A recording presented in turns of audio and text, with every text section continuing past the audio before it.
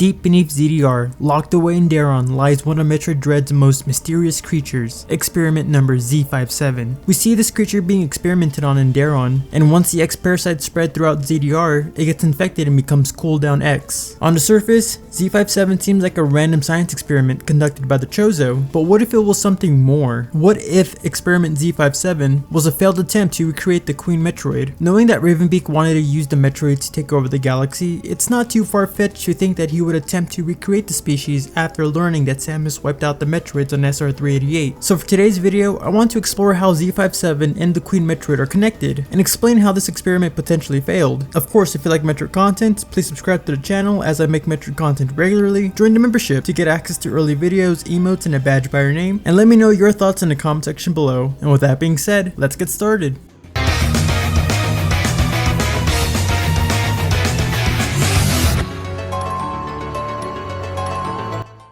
So why would Ravenbeak want a Queen Metroid? It's pretty simple. Ravenbeak wants to use the Metroid as a way to control the galaxy. So if he were to develop a Queen Metroid, he would have a creature that would constantly be able to produce more Metroids for his army. Why would you constantly create multiple Metroids when you can just create one Queen Metroid that would then produce all the Metroids you need for your army? So first, let's talk about the visual similarities between Z-57 and the Queen Metroid. Z-57 seems to be a bizarre hybrid of weird features, like insectoid limbs and reptilian scales, which mirrors the various mutations of the Metroid's evolution, with the Alpha and Gamma Metroid looking more like armored insects and the Zeta, Omega, and Queen Metroid appearing more reptile-like. Z-57 could very well be a physical echo of the same genetic path. Not only that, both Z-57 and the Queen Metroid have two-tier jaws that open outward, with both creatures having a sweeping laser attack that makes the terrain temporarily hazardous. With these similarities in designs, it just seems too similar to be a coincidence. But I know what some of you may be thinking. With Z-57's face shape, bone plating around its skull, exposed ribs, multiple eyes, and that stinger, Z-57 looks really similar to another creature found on ZDR, Corpius. This is where things get really interesting. In a previous theory, I explored the idea of the original Metroids being based off Arachnus, a creature native to SR388. The Chozo would use Arachnus' DNA as a genetic base when they were developing the Metroids. The logic for that theory was pretty simple. If the Chozo wanted to create a life form that could thrive on a hostile planet like SR388, they would start with something that was already adapted to the planet. So if Ravenbeak wanted to recreate the Metroids, he would need to return to SR388 to capture Arachnus to start its experiments, but he can't return to the planet. We see in the Chozo memories that the Makin tribe, under Ravenbeak's command, wiped out the Chozo on SR388, and once they returned to ZDR, it was discovered that one of Ravenbeak's soldiers was infected by an X parasite while they were on SR388. He can't afford to send more troops back to the planet, not when the risk of infection could wipe out his entire army, and with Arachnus being found deep beneath the surface, Ravenbeak would need another option. Enter Corpius. With strong armor and ability to adapt to new environments, like not only being able to live and survive in Arcaria, but also seems to be from Gavaran, two drastically different environments, it makes it a good candidate to be a genetic template for Ravenbeak's new Metroids. Plus, Corpius is named after scorpions, which are arachnids, so maybe there's a genetic similarity between it and Arachnus, who is named also after arachnids. Maybe scorpion, arachnid, spiders, maybe. That might be a bit of a stretch because Arachnus doesn't really look like an arachnid, it's more like an armadillo, but maybe. But regardless, this could explain the image from the Chozo archives with the Chozo warriors seemingly hunting down Corpius. They were catching a specimen for Ravenbeak. So to recap, just like how Arachnus might be the genetic backbone of the original Metroids on SR388, Corpius could have been used as the foundation for Ravenbeak's attempt to recreate the Metroids and the Metroid Queen, using ZDR native DNA. And this could explain why Z-57 shares visual similarities with both Corpius and the Queen Metroid.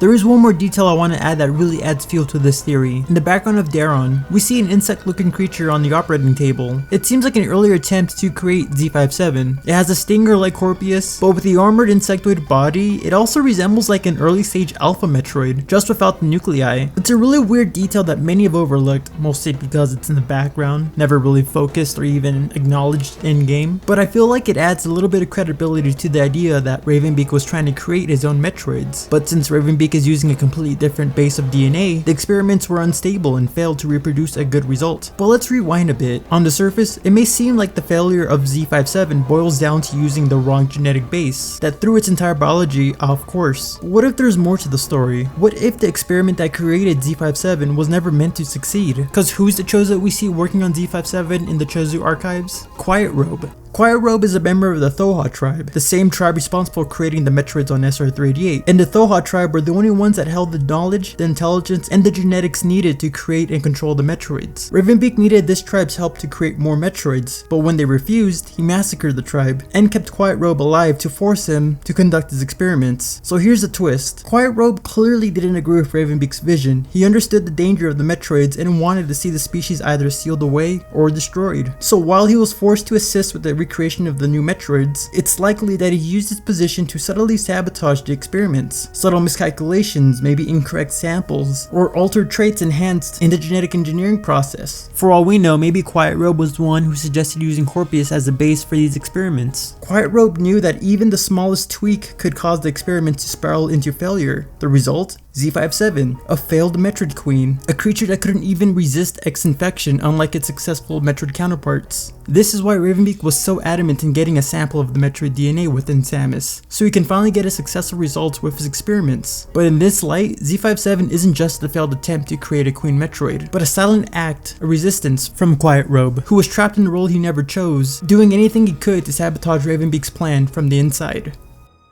Real quick, member shoutouts to Vic and ZDS Pro for supporting the channel. I really do appreciate the help. For $1 a month, you can get access to early videos, custom emotes, and a badge by your name to show your support. So please consider signing up to help the channel out. But of course, no pressure. As long as you watch the videos, enjoy my content, and maybe share it with your friend here or there, then I couldn't be happier. So what do you guys think though? Could Experiment Z-57 really be a failed attempt to recreate the Queen Metroid using Corpius' DNA? And was Quiet Robe secretly sabotaging the experiments from the background? Or maybe you have a different perspective on what Z-57 was and all that. Let me know in the comment section below. I love Z-57 so much. It was such a memorable creature with a fantastic boss fight, imposing design, and a sick counter animation. God, that's so cool, honestly. I really do wish we were able to learn more about the creature, like its origins and stuff like that, because all we really get is like a subtle little detail about it being experimented on Darion, and that it might be related to Corpius. So that's why I love this theory a lot, because it kind of adds a new layer of mystery to Z-57, and it also makes Quiet Robe seem more like a sympathetic hero, with the idea that he's kind of hindering Ravenbeak's plans in any way that he can. But of course, all this kind of hinges on the idea that Arachnus is the genetic base of the Metroids to justify Corpius being the genetic base for the formula. But I also do kind of feel like my previous theory about Arachnus kind of holds up well. I do recommend checking out that previous video if you want to learn more about the theory. Of course, subscribe to the channel if you like Metroid content, share this video with all your friends. And with that being said, I'm the Metroid Trainer. Of course, I hope you like, favorite, subscribe, and stick around for next time because I'll be seeing you later.